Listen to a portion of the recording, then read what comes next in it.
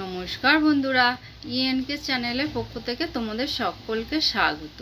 আশা করছি তোমরা সবাই ভালো আছো। আমরাও সবাই ভালো আছি। তা বন্ধুরা, আমার কোয়েলকে বলেছিলাম যে কোয়েল আমার চুলটা একটু কেটে দেবে। তা কোয়েল বলেছিল হ্যাঁ কেটে দেবো মা।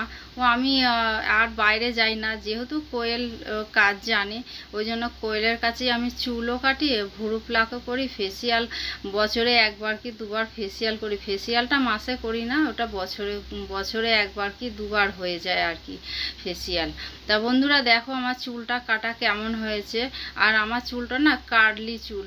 আমার চুলটা আমি মানে কি করব ভেবে পাইনি। লাস্ট টাইম ওকে বলেছি, এতদিন ধরে লেয়ার কাট করতাম। ও বলে মা লেয়ার কাট ভালো হবে না, দাঁড়াও আমি তোমাকে করে দিচ্ছি বলে ও আমাকে এই যে ইউ কাট না কি কাট করে দিয়েছে, কি জানি না। আমার শাশুড়ি দেখে তো, আমার শাশুড়ি বলে খুব সুন্দর হয়েছে। আমার যা দেখে বলে খুব ভালো হয়েছে, চুল কাটাটা খুব সুন্দর হয়েছে। তো চুল কাটে ভালোই করে, ভুরু প্লাকও ভালো করে, এবং ওর হাতের কাজ খুবই ভালো। দেখি ইচ্ছা আছে একটা পার্লার খোলার। জানি না ভগবান মানে সাথ দেয় নাকি। আমাদের তো সব কিছুতে তো ভগবান আমাদের সাথ দেয় না, ওইটাই হয়ে গেছে সমস্যা।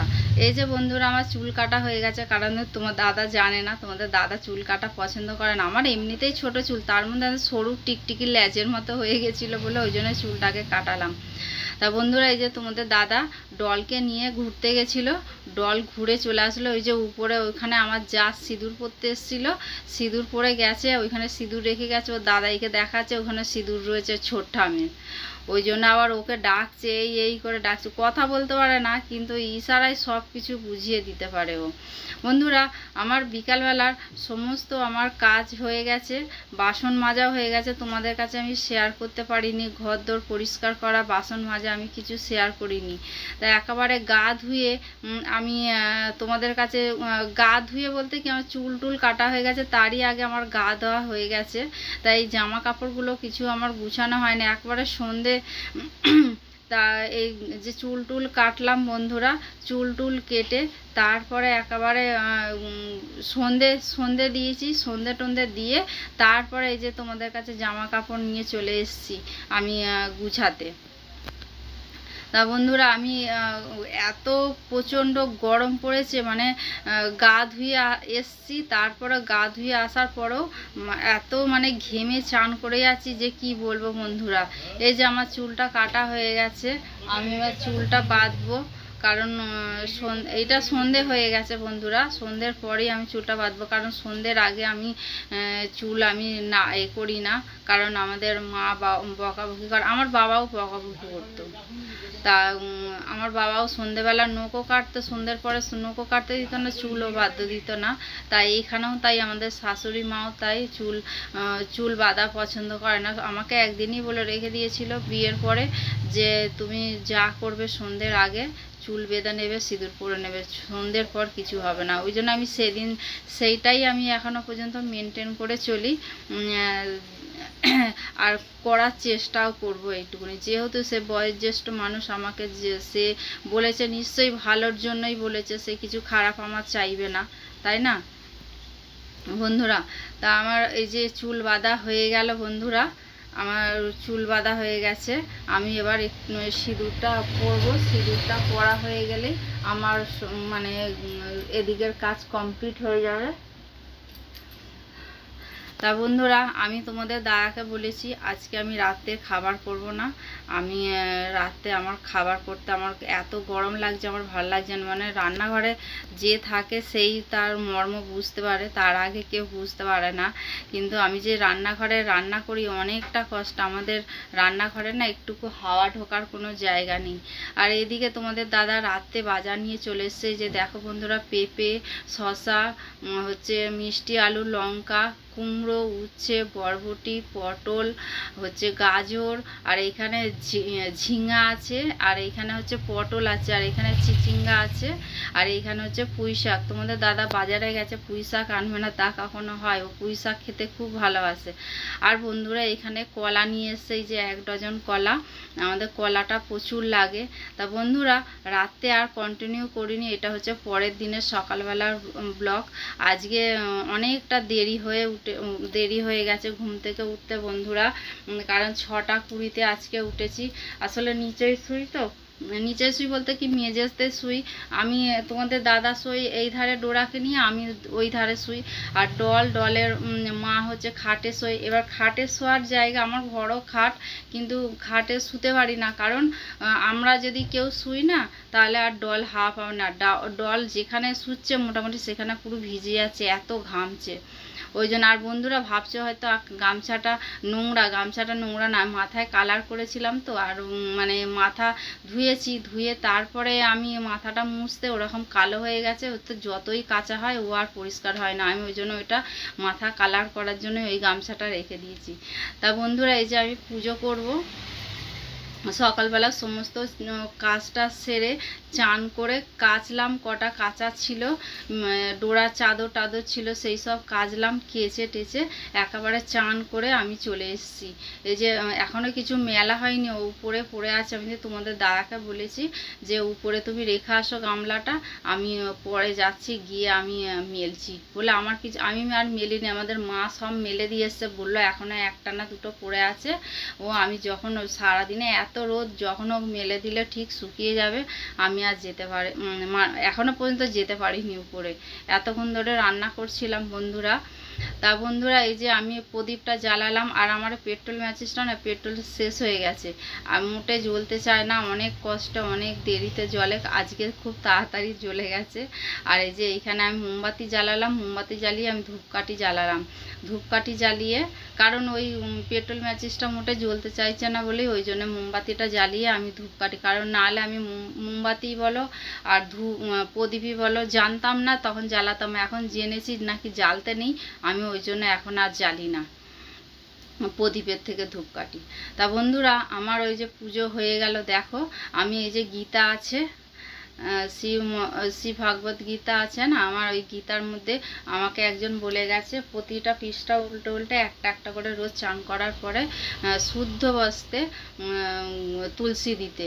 তা তুলসী দিলাম আমি, ওই যে তুলসী দিয়ে কিছু মন্ত্র দিয়ে গেছে, সেই মন্ত্র পাঠ করলাম, করে আমি ওইখানে প্রণাম করে রেখে দিলাম।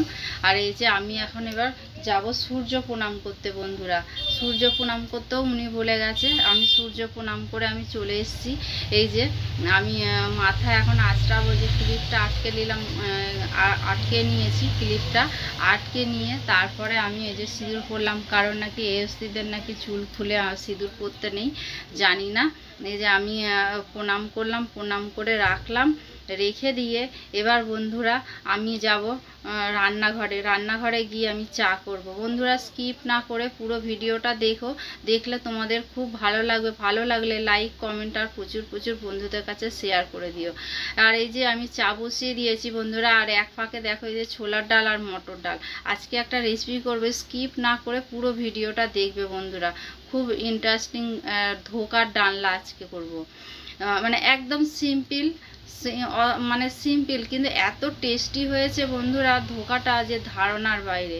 আমি ওই যে ধোকার ডালের মধ্যে তোমরা দেখলে যে ছোলার ডাল আর মটর ডাল আমি 3 ঘন্টা ভিজিয়ে রেখেছিলাম, ভিজিয়ে রেখে দিয়ে মিক্সিতে পেস্ট করলাম, ওতে 2টো কাঁচা লঙ্কা দিয়েছি, আর একটু 1 ইঞ্চির মতো আদা দিয়েছি, লবণ দিয়েছি, আর অল্প একটুখানি মিষ্টি দিয়েছি, দিয়ে আমি মিক্সিতে ওটা আমি পেস্ট করে নিয়েছি। পেস্ট করে নিয়ে ওই যে কাশিটার মধ্যে একটু তেল মাখালাম, দেখলে তোমরা, তেল মাখিয়ে আমি ব্যাটারটা দিয়ে দিলাম, ব্যাটারটা দিয়ে এবার নিয়ে বাটিতে একটা জল বসিয়ে দিয়েছিলাম, জল ফুটতেই আমি ওই ব্যাটারের কাশিটা ওই জলের উপরে বসিয়ে দিয়ে ঢাকা দিয়ে দিলাম। ঢাকা দিয়ে এবার সেটা আধ ঘন্টার মতো আমার টাইম লেগেছে বন্ধুরা, আর এত সুন্দর মানে উঠেছে, একটুকু মানে থালার গায়েতেও লেগে নেই, মানে এত সুন্দর উঠেছে জিনিসটা, আর খুব টেস্টি হয়েছিল বন্ধুরা খেতে, আমার তো এত ভালো লেগেছে যে কি বলবো। আমি ভাজাই আমি 2-3টে খেয়ে নিয়েছি, কোয়েলকে দিলাম, আমাদের মাকে দিলাম, আমার মা আমাদের শাশুড়ি মা বলছে বলে কী দিয়ে করলা, এত সুন্দর হলো, কি দিয়ে করেছে, আমি করেছি। তারপরে ওনারাও করে এই ধোকা। আগে ওনারা যখন বয়স ছিল তখন ওরা মানে অল্প বয়সে আমি যখন বিয়ে হয়ে এসেছি তখন ওনারা করতো, তখন বেটে করতো শিলে। আর এখন মিক্সি হয়ে গেছে, মিক্সিতে করা হয় এখন। তা উনি আর এখন কিছু করতে পারে না, কারণ বয়স হয়ে গেছে, বয়স হয়ে গেলে যা হয়। এই যে বন্ধুরা, ওই তেলের মধ্যেই আমি ওই ধোকাগুলো ভেজে নিলাম পিস পিস করে কেটে। তারপরে যেই তেল ছিল আর একটু সামান্য তেল দিলাম, তেল দিয়ে ওর মধ্যে জিরে, তেজপাতা, শুকনো লঙ্কা আর হচ্ছে গোটা গরম মশলা ফোড়ন দিলাম। ফোড়ন দিয়ে ওর মধ্যেই আমি আলুগুলো দিয়ে দিলাম। আলুগুলো দিয়ে এবার আলুর মধ্যে আমি অল্প সামান্য লবণ দেবো আর অল্প সামান্য হলুদ দেবো। লবণ আর হলুদ দিয়ে বন্ধুরা এবার আলুটাকে লাল লাল করে ভাজতে হবে। এই যে বন্ধুরা, আমার এই যে অল্প সামান্য হলুদ দিয়ে দিলাম। এবার হলুদ দিলে না তাড়াতাড়ি মানে ভাজা হয়ে যায় আর কি, যে কোনো জিনিসই। এই যে এবার আমি একটু সামান্য জল দিয়ে দিলাম। জল দিয়ে ওর মধ্যে দিয়ে দিলাম আদা। তোমাদের দেখাতে পারলাম না, মনে হয় স্কিপ হয়ে গেছে। তা বন্ধুরা আরও অল্প একটুখানি চিনি দিলাম। লঙ্কা গুঁড়ো, হলুদ গুঁড়ো আর ধনে গুঁড়ো দিয়েছি, জিরে গুঁড়ো দিইনি বন্ধুরা। দিয়ে এবার মশলাটাকে এবার কষাতে হবে তেল ছাড়া পর্যন্ত।